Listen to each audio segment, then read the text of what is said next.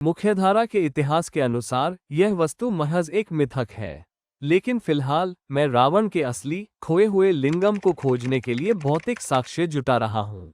Record स्पष्ट है, रावण और उसकी माता इस विशाल असंभव संरचना के पीछे के मुख्य सूत्रधार है। लेकिन यह विशालकाय शिलाखंड पूरी तरह से पानी के नीचे छिपा हुआ है। पानी में लोगों की तरफ मत देखो, इधर देखो। क्या तुम्हें वो दिख रहा है जो सबके सामने छिपा हुआ है? क्या ये विचित्र संरचनाएं वास्तव में पानी के नीचे की चट्टान में सीधे तराशी गई हैं? मैं कारीगरी की जांच करने के लिए गहराई से देख रहा हूँ। ये सिर्फ एक या दो नक्काशी नहीं है। पूरी चट्टान एक विशाल, पानी के नीचे स्थित हजार लिंगमों का निर्माण स्थल है। इन हजारों में से केवल एक ही मास्टर लिंगम है। मैं उस स्रोत कोड की तलाश कर रहा हूँ, उस विशाल लिंगम की जिसने इस पूरे जलमग्न परिसर की शुरुआत की थी। स्थानीय लोगों का दावा है कि रावण का लिंगम यहीं स्थित है और प्रतिदिन इसकी पूजा अर्चना की जाती है। लेकिन मैं यहाँ कच्चे, अछूते पत्थर को देख रहा हूँ। इन नक्काशी पर कोई अनुष्ठान नहीं हो रहा है। कुछ गड़बड़ है। कैमरा पानी की सतह के नीचे जा रहा है। उस ज्यामिति को देखिए, एक परिपूर्ण बेलनाकार आकृति जिसे चट्टान से सटीक रूप से तराशा गया है, और उसके चारों ओर एक नुकीली, आयताकार योनि बनी हुई है। यह महज एक आकृति नहीं है, यह एक जलमग्न मशीन है। मैं इस समय धारा में खड़ा हूं और मेरा शरीर प्रतिक्रिया कर रहा है। पानी में एक अजीब, मापने योग्य कंपन महसूस हो रहा है। इस आवृत्ति को समझाना असंभव है। ये ठीक वैसा ही है जैसे किसी ऐसे व्यक्ति को बर्फ का वर्णन करना जिसने केवल रेगिस्तान में ही जीवन बिताया हो। जब तक आप इस ऊर्जा को अपनी त्वचा पर महसूस नहीं करेंगे, तब तक आपको यकीन ही नहीं होगा कि यह वास्तविक है। ये पानी जीवित है। मुझे यहाँ एक असाधारण, उच्च आवृत्ति वाली ऊर्जा का एहसास हो रहा है, और इसका प्रमाण देखिए। दरअसल, बीज सीधे पानी में डूबे पत्थर पर ही अंकुरित हो रहे हैं और बढ़ रहे हैं। लिंगम सचमुच पानी के नीचे जीवन को ऊर्जा प्रदान कर रहे हैं। असली अनोखी घटना तब शुरू होती है जब सूरज की रोशनी पत्थर पर पड़ती है। सतह पर उभरने वाले इन ज्यामितीय आकृतियों को देखिए। जब मैं इस प्रकाश संरेखण के दौरान लिंगम को स्पर्श करता हूँ, तो इससे एक शाब्दिक विद्युतीय प्रवाह उत्पन्न होता है। ऐसा लगता है जैसे पत्थर में ऊर्जा का संचार हो रहा है। इन पन्ना रंग की संरचनाओं को देखिए। यह जैड या कोई दुर्लभ पत्थर नहीं है, ये कच्ची बलुआ पत्थर की चट्टान है। लेकिन काय केवल लिंगम मूर्तियों पर ही क्यों उग रही है? ऐसा लगता है मानो जैविक जीवन इन मूर्तियों की ऊर्जा की ओर चुंबकीय रूप से आकर्षित हो रहा हो। मुझे इस भ्रम से बाहर निकलना होगा। इन हजार नक्काशी का विशाल आकार एक इंद्रिय जाल की तरह है, लेकिन मैं यहाँ इसके स्रोत को जानने के लिए आया हूँ। मैं भीड़ से अलग होकर असली रावण लिंगम की खोज में निकल रहा हूँ। जैसे जैसे मैं नाले में और गहराई तक जाता हूँ, मुझे एक बहुत बड़ी वास्तुशिल्पीय खामी दिखाई देती है। इसे देखिए, एक विशाल पत्थर का सिलेंडर वास्तव में सतह से बाहर निकल रहा है, मानो यह विशेष लिंगम किसी जांच की मांग कर रहा हो। मैं इसके आकार की जांच करने के लिए आगे बढ़ रहा हूँ। मेरे शरीर का इस्तेमाल करके आकार का अंदाजा लगाए। ये चीज सचमुच एक विशालकाय है। हम एक विशाल, अति मोटे सिलेंडर को देख रहे हैं जो एक विशाल वर्गाकार फ्रेम में सटीक रूप से लॉक किया गया है। इस एक वस्तु को बनाने के लिए हटाई गई चट्टान की मात्रा चौंका देने वाली है। सतह को ध्यान से देखें, ये किसी परमाणु रिएक्टर के कोर जैसा दिखता है। सिलेंडर पर अजीबोगरीब ज्यामितीय चिन्ह खुदे हुए हैं जो केक्सबर्ग यूएफओ पर पाए गए चिन्हों से हूबहू मिलते हैं। ये लेखन नहीं है, यह एक उच्च स्तरीय कोड है जिसे डिक्रिप्ट करने के लिए डिजाइन किया गया है। ये प्रतीक एक खोई हुई आवृत्ति की कुंजी है, जो विशेष रूप से उन लोगों के लिए छिपी हुई है जो इसे देखने के लिए तैयार है। क्या ये रावण का लिंगम है? ये बहुत विशाल है, लेकिन यहाँ पारंपरिक पूजा अर्चना का कोई प्रमाण नहीं है। यहाँ न फूल है, न दीपक, न ही कोई चढ़ावा। इसकी ज्यामिति को देखिए, यह एक परमाणु लिंगम है। इसके अनुपात और कूलन फिन जैसे प्रतीकों को देखकर ऐसा लगता है मानो ये किसी परमाणु ऊर्जा संयंत्र का प्रोटोटाइप हो।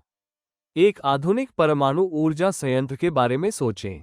यह एक विशाल बेलनाकार कोर होता है जिसके चारों ओर पिघलने से बचाने के लिए लगातार पानी घूमता रहता है। अब इस स्थल को देखिए।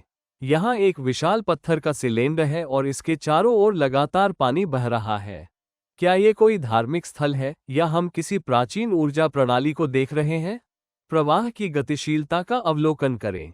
पानी हर दिशा से आकर न्यूक्लियर लिंगम पर सटीक शीतलक के रूप में टकरा रहा है। लेकिन यह एक से अधिक कोर है। इन छोटी इकाइयों को देखिए, ये यादृच्छिक नहीं है। ये मुख्य रिएक्टर के आसपास के सहायक घटक है। क्या हम एक जटिल, वितरित ऊर्जा ग्रिड की ओर देख रहे हैं? इस धारा की शक्ति को महसूस करें। मेरी आवाज स्पष्ट है, लेकिन जमीनी हकीकत बेहद भयावह है। मैं माइक बंद करने जा रहा हूं ताकि आप पानी की असली, औद्योगिक गर्जना सुन सकें। यही इस जगह की वास्तविक आवृत्ति है।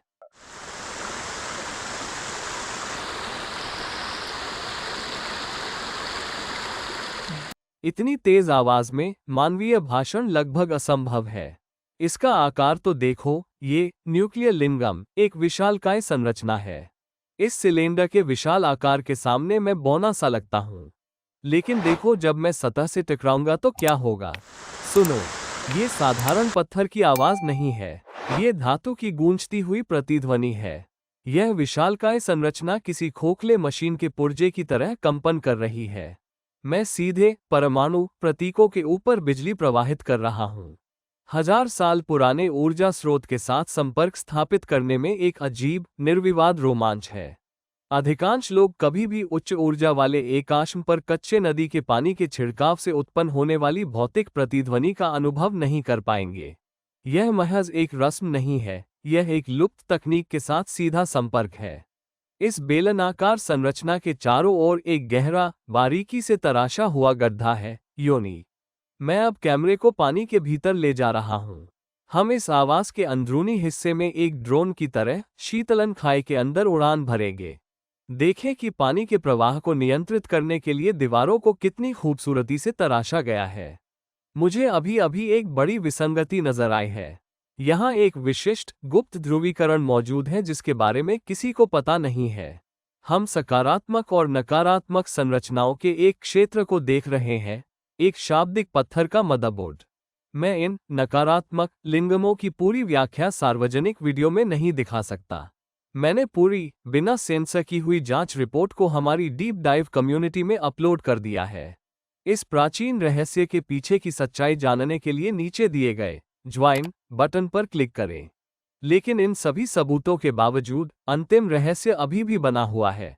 मूल वस्तु कहाँ है? रावण का मूल लिंगम कहाँ है? और इससे भी बड़ी विसंगति यह है कि इनपुट कहाँ है? हमें पानी की इस विशाल मात्रा के स्रोत का पता लगाना होगा। मैं इस पूरे सिस्टम को पानी की आपूर्ति करने वाले प्राथमिक स्रोत को खोजने के लिए ऊपर की ओर जा रहा हूँ। चलिए चलते हैं। मुझे कुछ अविश्वसनीय दिखाई दे रहा है। मैं एक ऐसी जगह के पास पहुंच रहा हूं जहां मोमबत्तियां जल रही हैं। लेकिन देखिए, वे वास्तव में किसकी पूजा कर रहे हैं? एक बारीकी से तराशा हुआ, चाबी के छेद के आकार का गड्ढा। प्राचीन तकनीकी जगत में ये सिर्फ एक छेद नहीं है, यह एक फीमेल सॉकेट है। मैं एक ऐसी आकृति को देख रहा हूं जो लगभग हर महाद्वीप पर दिखाई देती है। जापान में इन विशाल संरचनाओं को कोफोन कहते हैं। भारत में मुझे ये सबसे प्राचीन मंदिरों के अंदर पवित्र जल स्रोतों के रूप में छिपे हुए मिल रहे हैं। यह कोई संयोग नहीं है। ये चाबी का छेद एक सार्वभौमिक खाका है, एक विशिष्ट ज्यामितीय डिजाइन जिसका उपयोग प्राचीन बिल्डरों द्वारा सबसे महत्वपूर्ण संसाधन, पानी का प्रबंधन और संरक्षण करने के लिए किया जाता था। मैं एक प्रागैतिहासिक रहस्य को सुझाने की कुंजी को देख रहा हूँ। यही कारण है कि लोग आज भी यहाँ आकर्षित होते हैं और एक ऐसी शक्ति के लिए मोमबत्तियां जलाते हैं जिसे वे अब समझा नहीं सकते। दूर किनारे पर मुझे नाग की एक छोटी मूर्ति दिखाई देती है, जो भूमिगत ऊर्जा का प्राचीन प्रतीक है। लेकिन जैसे ही मैं किनारे पर झुकता हूँ, पानी को देखो। ये बेहद निर्मल और प्राचीन है। लेकिन जरा गहराई से देखें, नीचे डूबी हुई वो संरचना क्या है? रुको, क्या ये बिल्कुल सफेद रेत है? लेकिन हलचल तो देखो, मुझे बड़े बड़े बुलबुले दिख रहे हैं। नहीं, ये दबाव में अचानक आए बदलाव है। मैं अभी कैमरे को पानी में डुबो रहा हूं ताकि सच्चाई का पता चल सके। देखो तो जरा, पानी सचमुच रेत के नीचे से फूट रहा है। यह महज एक झरना नहीं है, मैं एक उच्च क्षमता वाले जल इंजेक्टर को देख रहा हूं। ये संपूर्ण ऊर्जा प्रणाली के प्राथमिक इनपुट में से एक है। जैसे ही मैं कैमरा घुमाता हूँ, छवि बहुत ही अजीब होती है। ये पूरी तरह से साइकेडेलिक प्रभाव है। क्या आपने कभी ऐसा कुछ देखा है? ऐसा लगता है मानो सेंसर एक विशाल ऊर्जा क्षेत्र को पकड़ रहे हों। हम सिर्फ इसे देख नहीं रहे हैं, हम आयामों के बीच विचरण कर रहे हैं। कैमरा सचमुच इस इनपुट की वास्तविकता को समझने के लिए संघर्ष कर रहा है। पास ही में कुछ मंदिर है, चलिए इस मंदिर के अंदर देखते हैं। वहां की मुख्य देवी कौन है? केंद्र में एक महिला देवी है, जिनके दोनों ओर दाढ़ी वाले दो संत विराजमान हैं। इन ताज़ी मोमबत्तियों की चमक देखिए, आज भी इनकी लौ जलती हुई है। ये पवित्र स्थान महज पास में नहीं है, यह वसंत ऋतु का रक्षक है।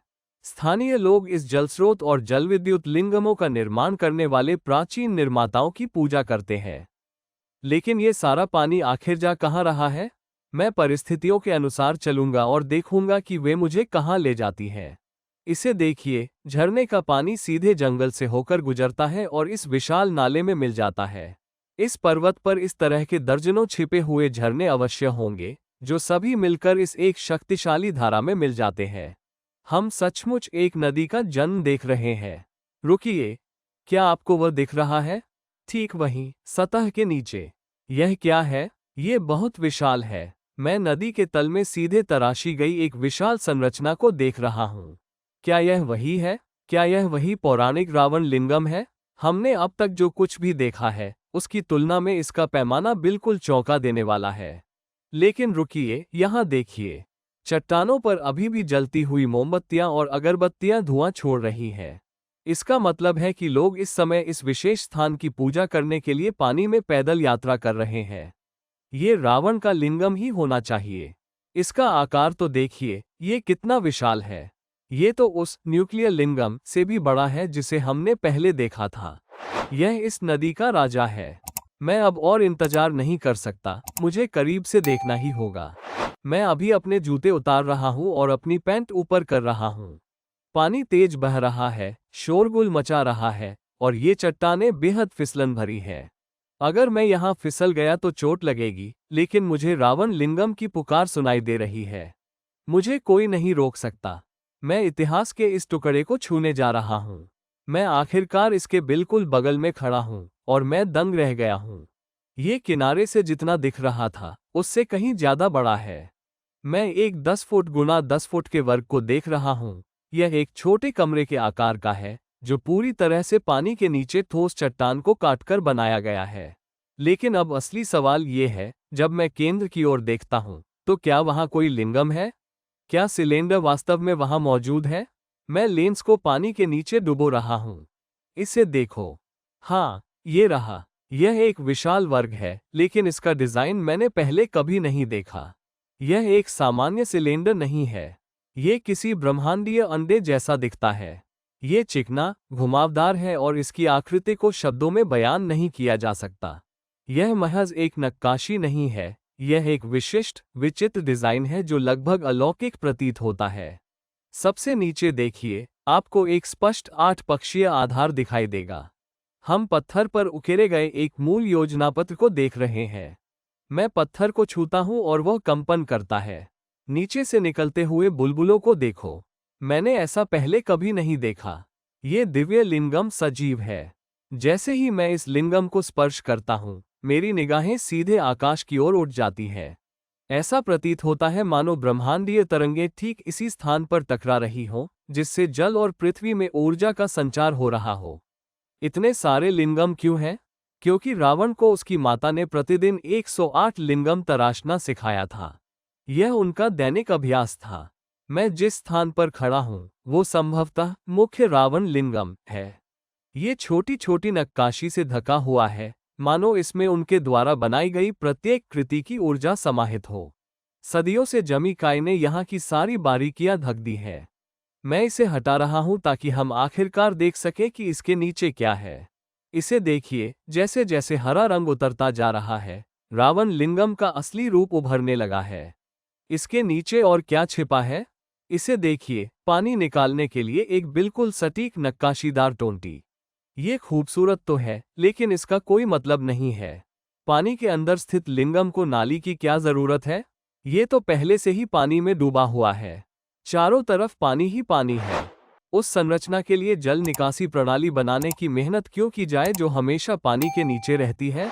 कहानी में कुछ कमी सी लग रही है। हम कहाँ हैं? आप सोचेंगे कि इतना विशाल रावण लिंगम भारत या श्रीलंका में होना चाहिए, लेकिन नहीं, हम वास्तव में कंबोडिया में हैं। यहीं पर इस अविश्वसनीय किंवदंती को जीवित रखा गया है। रुको, मैं गड्ढे के अंदर खड़ा हूँ और मुझे अपने पैरों के पास कुछ हिलता हुआ महसूस हो रहा है। पहले तो मुझे लगा कि यह मछली है और मैं पीछे हट गया।